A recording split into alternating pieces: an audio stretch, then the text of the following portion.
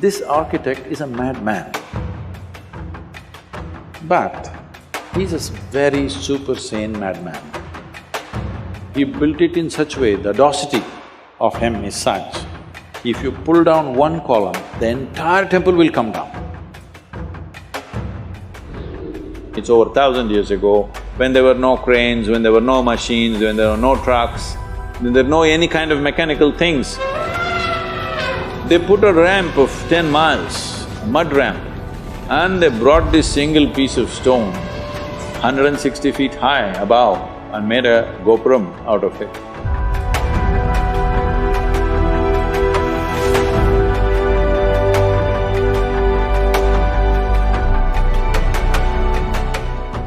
Even in architecture, there is adventure, isn't it?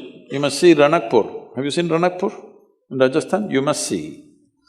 Ranakpur also has Kumbhalgarh within 20 kilometers. It's the second largest wall on the planet.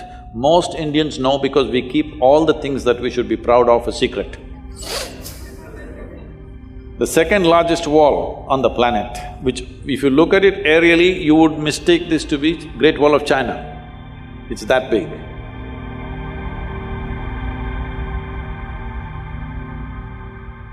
But most Indians don't even know there is a wall like this, it's in Kumbhalgarh. Close to that is Ranakpur. This architect is a madman, but he's a very super sane madman because he knows what he's doing. See, if you build a building, this is a temple with 1,000 columns.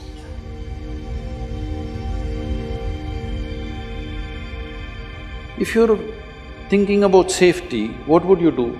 Just in case over a period of time if one column collapses, because those days the material is only stone, there is no steel and concrete and stuff. You would make sure if one column falls down, there'll be another column which will keep the temple up. No, he built it in such a way, the audacity of him is such, if you pull down one column, the entire temple will come down.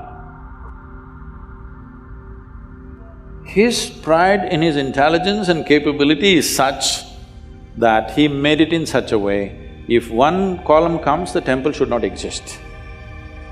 And it's standing for over 500, 600 years without an issue. You will see something like that in the yoga center. We built an elliptical dome, no steel, no concrete. And at the top, it's only 8 inches thick. And just to freak people, I left a 9 feet diameter hole. People said, this will go to collapse. It will not collapse.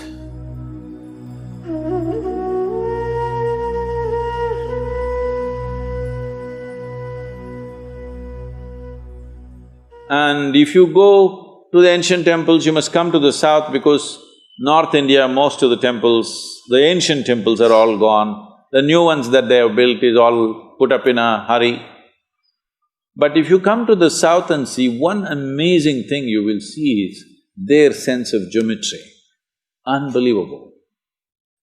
How they arrived at this sense of geometry, 1,000 years ago, 2,000 years ago, absolute geometric sense in their mind. You've seen Belur Halebeedu? Have you? Karnataka temples? Oh, it's a must-see. It's just a must-see for any human being, especially those of you who are in architecture, art, whatever you are into. Some aesthetics you are into means this is something you must see.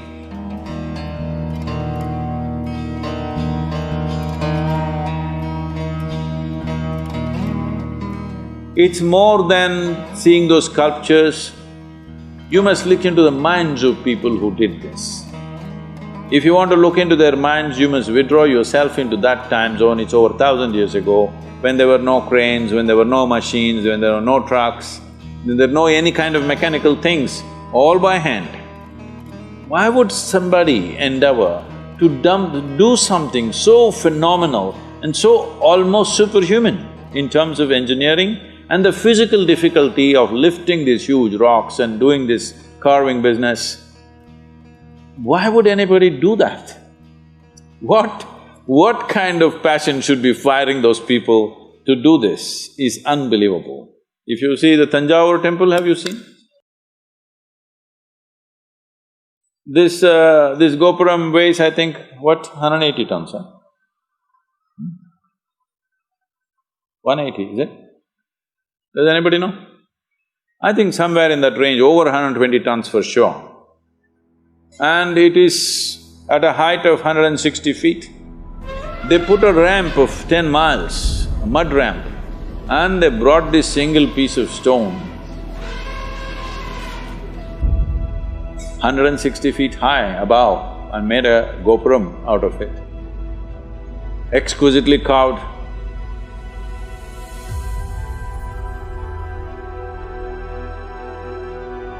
Well, in Karnataka, what they carved is soapstone. In Tamil Nadu, Tamil people are crazy. They carved granite into very fine structures, which is far more difficult than carving soapstone. And they put it up there. What is it that's firing these human beings?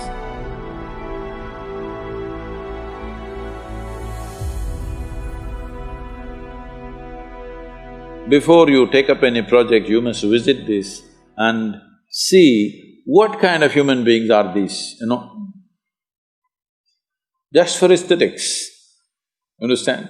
Not for livelihood. It's not a factory shed we're building, just for aesthetics. They were willing to invest their lives absolutely, everything they got. I think we need that culture back if we want to create a beautiful India, very important. Human beings should understand, in pursuit of well-being, you don't have to look up, you don't have to look out. In is the only way out.